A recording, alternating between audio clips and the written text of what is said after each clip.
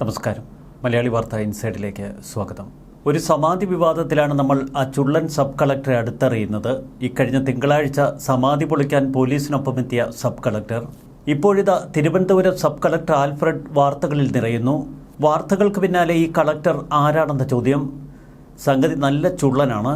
കണ്ണൂർ സ്വദേശിയായ ആൽഫ്രഡ് ഡോബിയാണ് ഇപ്പോൾ സമൂഹ മാധ്യമങ്ങളിൽ നിറയുന്നത്. ഇക്കഴിഞ്ഞ തിങ്കളാഴ്ച RDOയും പോലീസ് സംഘത്തിനുമൊപ്പം സമാധി പൊളിക്കാൻ എത്തിയതായിരുന്നു സബ് കളക്ടർ.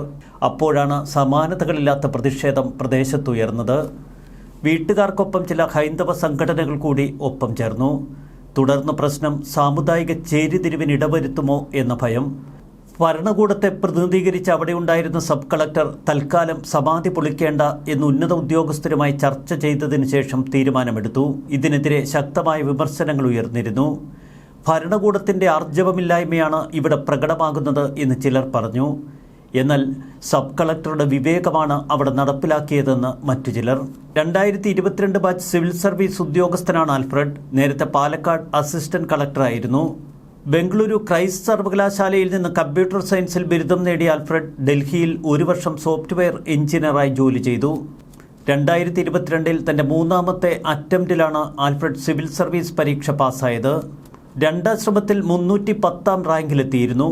എന്നാൽ ആൽഫ്രഡ് തൻ്റെ 3ാം ശ്രമത്തിൽ അത് 57-ലെത്തിച്ചു.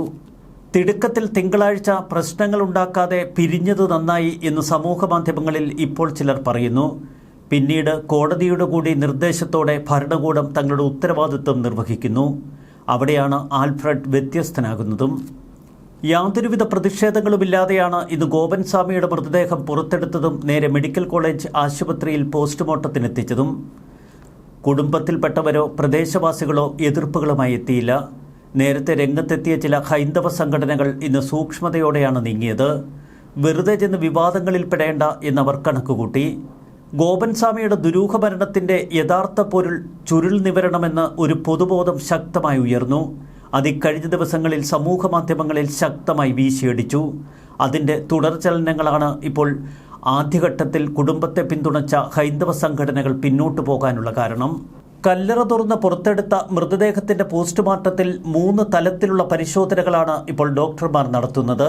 ഗോപൻസ്വാമിയുടെ മരണകാരണം വിഷമുള്ളിൽ ചെന്നാണോ അതോ പരിക്കേറ്റാണോ, സ്വാഭാവിക മരണമാണോ എന്ന കാര്യത്തിലും പരിശോധന നടത്തും. ജീവനോടെ കല്ലറയ്ക്കുള്ളിലിരുത്തി ഇനി ശ്വാസം കിട്ടാതെ ഗോപൻസ്വാമി മരിച്ചതാണോ, ശ്വാസം കിട്ടാതെയാണ് മരണമെങ്കിൽ ഇൻക്വസ്റ്റ് നടപടികളിൽ അത് വ്യക്തമായേനെ. പ്രത്യേകിച്ച് കല്ലറയിൽ സ്വസ്ഥമായിരിക്കുന്ന തലത്തിലാണ് ഇപ്പോൾ മൃതദേഹം കണ്ടെത്തിയത്. വിഷാംശം കണ്ടെത്താനായി ആന്തരിക അവയവങ്ങളുടെ സാമ്പിൾ പരിശോധിക്കുമെന്നും ഡോക്ടർമാർ പറയുന്നു. 3 തലത്തിലുള്ള സംശയങ്ങൾ ഇപ്പോൾ ശക്തമാകുന്നു. സമാധി പീഠത്തിലേക്ക് ഗോപൻസ്വാമി പോകുന്നതിന് മുൻപ് ഇൻസുലിൻ അടക്കമുള്ള മരുന്നുകൾ എടുത്തിരുന്നു. ഇത് മക്കൾ തന്നെ വെളിപ്പെടുത്തിയതാണ്. അമിതമായി ഇൻസുലിൻ എടുത്താൽ ഒരുപക്ഷെ മയക്കത്തിലേക്ക് വഴുതി വീഴാമെന്നും പിന്നീട് മരണത്തിൽ കലാശിച്ചേക്കാമെന്നും സംശയമുണ്ട്. ആന്തരിക അവയവങ്ങളുടെ സാമ്പിൾ പരിശോധനയുടെ ഫലം വരാൻ ഒരാഴ്ചയെങ്കിലും കാലതാമസമെടുക്കും. പരിക്കുകളുണ്ടോ എന്നുടൻ കണ്ടെത്താൻ കഴിയും. അതിനുവേണ്ടി റേഡിയോളജി, എക്സ്റേ പരിശോധനകൾ തുടങ്ങി. ഇതിൻ്റെ പരിശോധനാ ഫലങ്ങൾ ഇന്ന് തന്നെ ലഭിക്കും. 3ാമത്തെ പരിശോധനയിലാണ് സ്വാഭാവിക മരണമാണോ എന്ന് തിരിച്ചറിയാൻ കഴിയുക. ആന്തരിക അവയവങ്ങളുടെ ഫോറൻസിക് പരിശോധനാ ഫലം ലഭിക്കാൻ ഒരാഴ്ചയെടുക്കും എന്നതുകൊണ്ട് തന്നെ കുറച്ച് ദിവസങ്ങളെങ്കിലും വേണ്ടിവരും ഗോപൻസ്വാമിയുടെ മരണത്തിൻ്റെ യഥാർത്ഥ കാരണമറിയാൻ. പോസ്റ്റ്മോർട്ടം നടക്കുന്ന സ്ഥലത്തേക്ക് മൂത്ത മകൻ സനന്ദനെ കൂട്ടിക്കൊണ്ടുപോയി. ആദ്യഘട്ടത്തിൽ മൂത്ത മകൻ സനന്ദൻ വിസമ്മതിച്ചിരുന്നു. മൃതദേഹം തങ്ങൾക്ക് വിട്ടു നൽകേണ്ടതില്ല എന്നതായിരുന്നു അവരുടെ നിലപാട്. 41 ദിവസത്തെ പൂജകൾ നടത്തണമെന്നാണ് അച്ഛൻ നിഷ്കർഷിച്ചിരുന്നത് എന്ന് നേരത്തെ രാജസേനൻ വ്യക്തമാക്കിയിരുന്നു. സമാധിപീഠം തൊട്ട് അശുദ്ധമാക്കരുത്, സമാധിപീഠം പൊളിക്കരുത് എന്നൊക്കെയായിരുന്നു രാജസേനനും സനന്ദനും ശക്തമായി ആവശ്യപ്പെട്ടിരുന്നത്. 41 ദിവസത്തെ പൂജകൾ മുടക്കം കൂടാതെ നടത്തണമെന്നും ഇക്കാര്യത്തിൽ മരുത്വാമലയിലെ സ്വാമിമാർ അടക്കം തങ്ങളെ ഉപദേശിച്ചിരുന്നുവെന്നും ഗോപൻസ്വാമിയുടെ മക്കൾ മാധ്യമങ്ങളോട് പറഞ്ഞിരുന്നു. മൃതദേഹം പുറത്തെടുത്ത നിലയ്ക്ക് ഇനി എന്തൊക്കെയാണ് കുടുംബത്തിൻ്റെ അടുത്ത നീക്കങ്ങൾ എന്ന് ഉറ്റുനോക്കുകയാണ് മാധ്യമങ്ങൾ.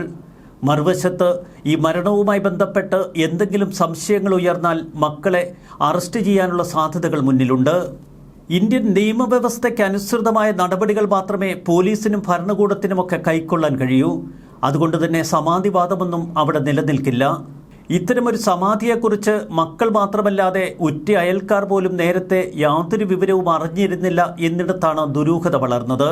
കിടപ്പ് രോഗിയായ ഒരാൾ ഭക്ഷണമൊക്കെ കഴിച്ച് മരുന്നും കഴിച്ച് എഴുന്നേറ്റ് 50 മീറ്റർ അകലെ സമാധി പീഠത്തിൽ പോയിരിക്കുക, കൃത്യം അരമണിക്കൂറിനുള്ളിൽ സമാധിയാവുക, അതിനുശേഷം ഭസ്മവും മറ്റ് സാധനങ്ങളുമൊക്കെ നിറച്ച് സമാധി പൂർണ്ണമായി അടയ്ക്കുക. പോലീസുകാർ കല്ലറ പൊളിക്കുമ്പോൾ കൗൺസിലർ പ്രസന്നകുമാർ ഉൾപ്പെടെയുള്ളവർ അവിടെ സന്നിഹിതരായിരുന്നു. ചമ്പ്രം പടിഞ്ഞിരിക്കുന്ന നിലയിലായിരുന്നു മൃതദേഹമെന്ന് പ്രസന്നകുമാറും പറയുന്നു. തലയിൽ മുട്ടാത്ത നിലയിലാണ് മുകളിൽ സ്ലാബ് ഉണ്ടായിരുന്നത്. മൃതദേഹത്തിൻ്റെ വായ തുറന്നിരുന്നു, വസ്ത്രങ്ങളെല്ലാം ഉണ്ടായിരുന്നു, ശരീരത്തിന് ഒരു കുഴപ്പവും ഉണ്ടായിരുന്നില്ല. മൃതദേഹം പൂർണ്ണമായി വസ്ത്രം കൊണ്ട് പൊതിഞ്ഞിരുന്നുവെന്നാണ് പ്രസന്നകുമാറിൻ്റെ മൊഴി. ഹൃദയഭാഗം വരെ കർപ്പൂരവും ഭസ്മവും അടക്കമുള്ള സുഗന്ധദ്രവ്യങ്ങൾ കൊണ്ട് മൂടിയിരിക്കുകയായിരുന്നു. മുഖത്തും ശിരസിലും വിഗ്രഹത്തിൽ ചാർത്തുന്നത് പോലെ കളഭം ചാർത്തിയിരുന്നു. പിന്നീട് പിതാവ് വാങ്ങിവെച്ചിരുന്ന ശിലയെടുത്ത് സമാധി മണ്ഡപം മൂടി എന്നാണ് മക്കൾ പോലീസിന് മൊഴി കൊടുത്തത്. ഇത് പൂർണ്ണമായും ശരിവെക്കുന്ന നിലയിലായിരുന്നു മൃതദേഹം കണ്ടെത്തിയത്. ഈ മരണത്തിൽ എന്തെങ്കിലും അസ്വാഭാവികത കണ്ടെത്തണമെങ്കിൽ ഫോറൻസിക് പരിശോധന കഴിയണം. കല്ലറയ്ക്കുള്ളിൽ ഭസ്മവും കർപ്പൂരവും അടക്കമുള്ള സുഗന്ധദ്രവ്യങ്ങൾ മൃതദേഹത്തിന് ചുറ്റും കുത്തി നിറച്ച നിലയിൽ. ഇത് പൂർണ്ണമായും മാറ്റിയതിനു ശേഷമാണ് മൃതദേഹം പുറത്തെടുത്തത്. DNA പരിശോധന ഉൾപ്പെടെയുള്ള കാര്യങ്ങൾ നടത്തുമെന്നാണ് അധികൃതർ പറയുന്നത്. മൃതദേഹം അഴുകിയ നിലയിലാണെങ്കിൽ സംഭവ സ്ഥലത്ത് വെച്ച് തന്നെ പോസ്റ്റ്മോർട്ടം നടത്താനായിരുന്നു ഡോക്ടർമാർ പദ്ധതിയിട്ടത്. മൃതദേഹം ജീർണാവസ്ഥയിലല്ലാത്തതുകൊണ്ട് നേരെ മെഡിക്കൽ കോളേജിലേക്ക് മാറ്റി. മൃതദേഹത്തിന് ചുറ്റും ഭസ്മവും പൂജാദ്രവ്യങ്ങളും അടക്കം ചെയ്തതുകൊണ്ടാണ് മൃതദേഹം ജീർണിക്കാതിരിക്കുന്നത് എന്ന വാദം ഒരു വിഭാഗം ഉയർത്തുന്നു. ഇവിടെ ശ്രദ്ധേയമായ ചില ചോദ്യങ്ങൾ ബാക്കിയാവുന്നു. സാധാരണ ബോധത്തിനും യുക്തിക്കും നിരക്കാത്ത കാര്യങ്ങളാണ് ഇവിടെ സംഭവിച്ചിരിക്കുന്നത്. മണിയൻ എന്ന ഗോപൻ സ്വാമി ദിവസങ്ങൾക്ക് മുമ്പ് തന്നെ തൻ്റെ സമാധി പ്രഖ്യാപിക്കുന്നു. 3 ദിവസങ്ങൾക്ക് മുൻപ് ഭാര്യ സുലോചനയോട് താൻ സമാധിയാകുന്നുവെന്ന് ഗോപൻ സ്വാമി പറഞ്ഞുവത്രേ. പിന്നീട് ഇളയ മകനോടും ഗോപൻ സ്വാമി ഇക്കാര്യം പറഞ്ഞു. ഇതിനുവേണ്ട തയ്യാറെടുപ്പുകൾ മക്കൾ ഉൾപ്പെടെയുള്ളവർ നേരത്തെ തുടങ്ങി എന്നതിലാണ് കൂടുതൽ സംശയങ്ങൾ ശക്തമാകുന്നത്. പൂജാദ്രവ്യങ്ങളും ഭസ്മവുമൊക്കെ അവർ ഇഷ്ടം പോലെ നേരത്തെ തന്നെ കരുതി വെച്ചു.